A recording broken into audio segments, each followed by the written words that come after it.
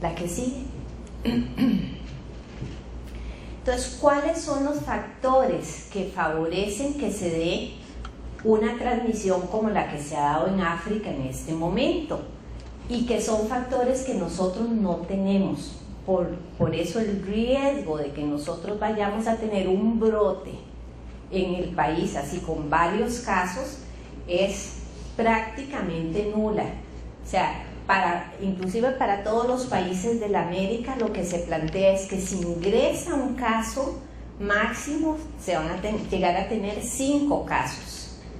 Más de eso no se espera en ninguno de nuestros países.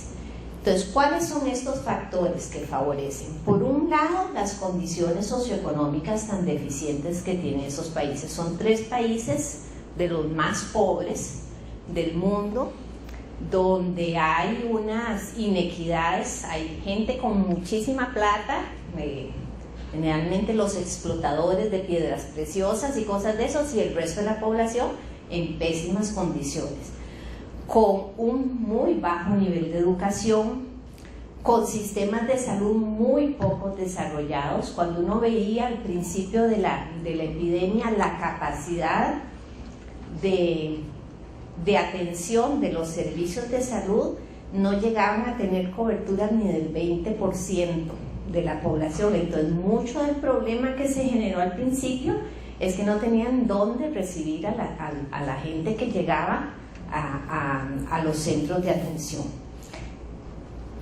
Los servicios de atención a las personas son escasos, con recursos muy insuficientes y de muy baja cobertura, dependientes mucho de ayuda internacional. O sea, si no fuera por Médicos Sin Fronteras o por otros voluntarios que llegan a atender, estarían peor de lo que están ahorita. Aparte de eso, hay una falta de confianza, inclusive una hostilidad que se ha ido disminuyendo hacia los servicios de salud que se estaban prestando. ¿Por qué? Porque la gente no cree en la medicina de Occidente. Es gente que tiene sus costumbres, sus hábitos, creen en el médico de la aldea, que generalmente es lo que nosotros conocemos como un brujo, un chamán, y no en la medicina de Occidente. Y la gente, que era lo que veía, que al familiar que se lo llevaban casi que obligado de la casa y lo metían al centro de salud, salía muerto. Entonces, eso todavía les creó más desconfianza. Entonces, lógicamente, y ustedes vieron dentro de las noticias que hubo un centro que inclusive fue invadido y liberaron a la gente y apedrearon el centro y todo precisamente por esa situación. Lo otro que ya les mencionaba era lo de las creencias y las prácticas funerarias. Es común dentro de la población de estos 3 países tener toda una práctica funeraria donde al fallecido lo bañan, lo visten, cada uno de los miembros de la familia y de la aldea pasan, lo tocan, lo abrazan, lo besan como un símbolo de despedida para el difunto. Y entonces, claro, ahí estaban entrando directamente en contacto con todos los fluidos del enfermo, del muerto ya en ese caso, donde estaba purulando el virus porque estaba en su máximo, ¿verdad? Y el otro factor que favorece es el hecho de que existe un aumento, digamos, en la tasa de viajes de uno a otro país dentro de los países afectados y hacia afuera. La que sigue. Como factores que han favorecido la aparición de casos fuera del continente africano, ha sido una respuesta internacional lenta. Desgraciadamente, desde el año 1995 que se hizo la revisión del Reglamento Sanitario Internacional, uno de los cambios grandes que se hizo en el Reglamento Sanitario Internacional es que para controlar los problemas de salud de interés internacional no era bloqueando fronteras ni limitando comercio y viajes hacia los lugares afectados, sino haciendo un bloqueo en el lugar donde está el problema. Para poder lograr esto, en países, por ejemplo, como Sierra Leona o como Guinea o como Liberia, no es posible hacerlo ellos solitos. O sea, para poder hacer eso tienen que tener ayuda internacional. Y desgraciadamente hubo lentitud en la respuesta, y todavía hace pocas semanas veíamos noticias del Fondo Monetario Internacional y de la OMS haciendo llamados a los países más desarrollados para que brindaran mayor ayuda a estos países para poder controlar el problema.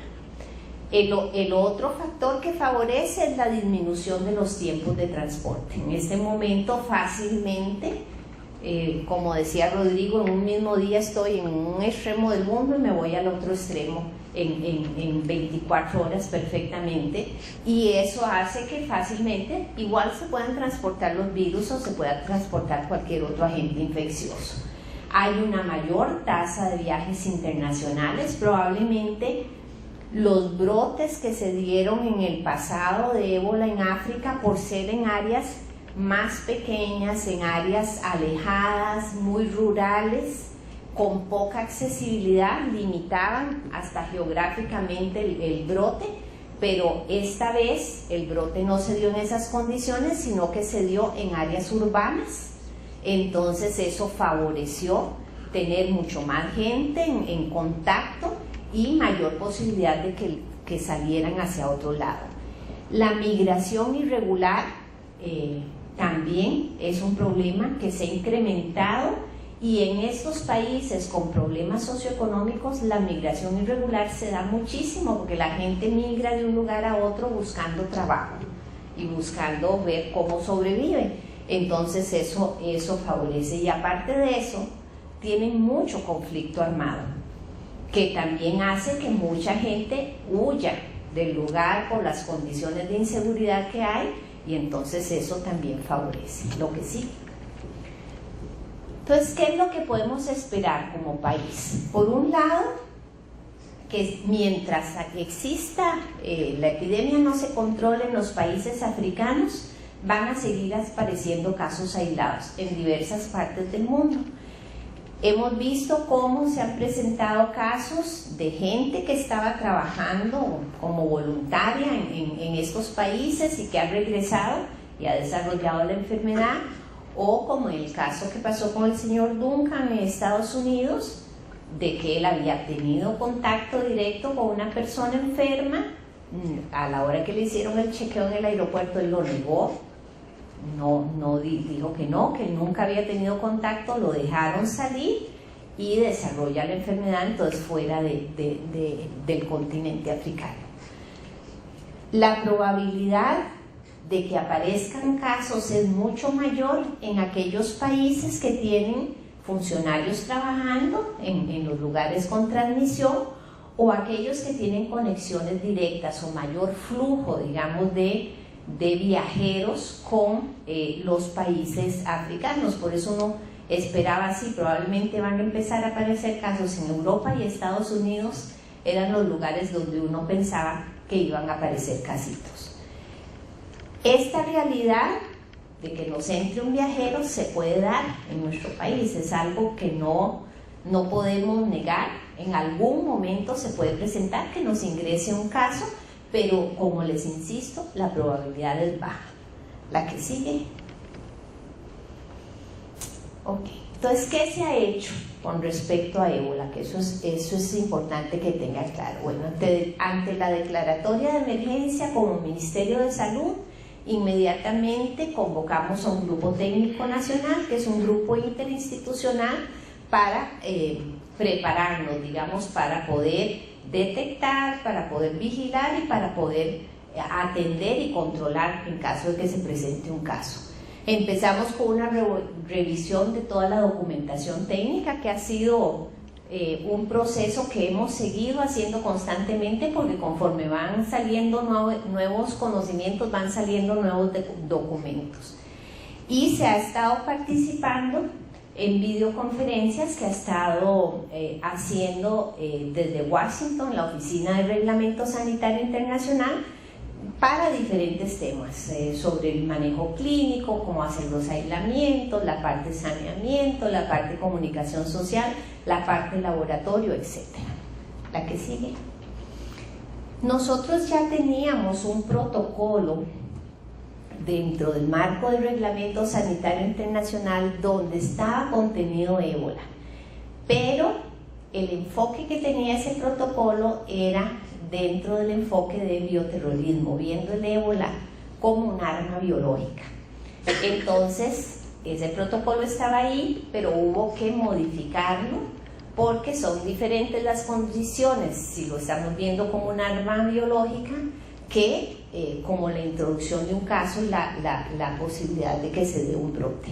Entonces se elaboraron inicialmente una serie de lineamientos generales como para dar una información y unos lineamientos básicos, y empezamos a trabajar en un protocolo específico de ébola donde ya viene pormenorizado toda la parte de vigilancia, la parte de atención en los servicios de salud, la parte de manejo de residuos sólidos, la parte de manejo de cadáveres, la parte de manejo de desechos bioinfecciosos como ropa contaminada, cosas de ese tipo, y estamos en este momento ya por terminar el protocolo específico de ébola.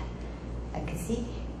Este protocolo lleva, dentro de todo lo que lleva, por ejemplo, vienen definiciones de caso sospechoso. Entonces alguien preguntaba antes, bueno, podemos distinguir con los síntomas, podemos distinguir que se trata de una u otra enfermedad. Si ustedes vieron los síntomas de los primeros días, son síntomas totalmente inespecíficos. Son fiebre, dolor de cuerpo, pérdida de apetito, eso me lo da cualquier cosa. Cualquier enfermedad viral, desde una gripe, un resfrío común, cualquier cosa me puede dar esos síntomas. ¿Qué es lo importante aquí? El nexo. Entonces, por eso yo les decía a ustedes que trabajan con gente que viene de otros países, es importantísimo saber de dónde viene esa gente.